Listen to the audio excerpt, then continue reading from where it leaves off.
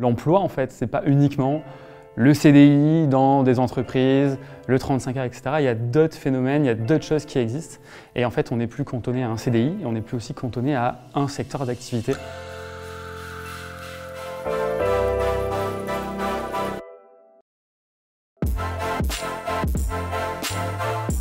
Le phénomène qui est né aux États-Unis avec le Covid, en fait, avec plein de gens qui sont partis, qui ont démissionné, c'est même pas des ruptures, c'est même pas des licenciements, c'est vraiment des démissions, des gens qui ont dit moi ça y est, c'est fini.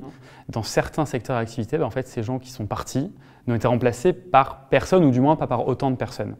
Et en fait, ça a créé, c'est on va dire le début de la grande démission. Maintenant, la grande démission, c'est aussi un peu plus vaste. Ça va être plus un ressenti qui est justement cette différence entre le salariat, l'indépendant et aussi qu'est-ce que moi, en tant qu'être humain, j'ai envie de faire. Oui, je pense. Est-ce que ça va rester comme ça avec des grandes pénuries de main-d'œuvre dans les secteurs? J'espère que non.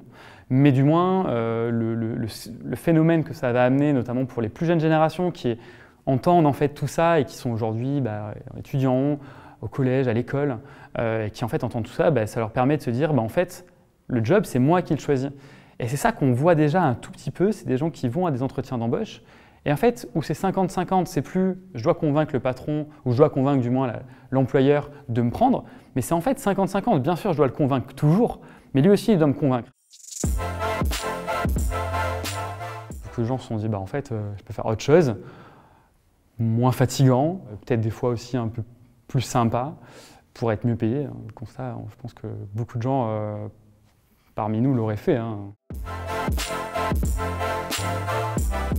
C'est vrai que dans le métier de la restauration, moins. En fait, tous, ils font ça par passion avant tout.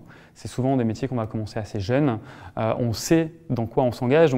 Donc la passion, non, elle est là. Une question plus de à quoi ressemble en fait ma vie. Mais maintenant, est-ce que je vais m'y retrouver encore pendant 20 ans et avec des salaires, avec cette difficulté, ce manque de flexibilité, travailler tous les soirs, travailler les week-ends? Pour beaucoup, la réponse a été simplement non en fait.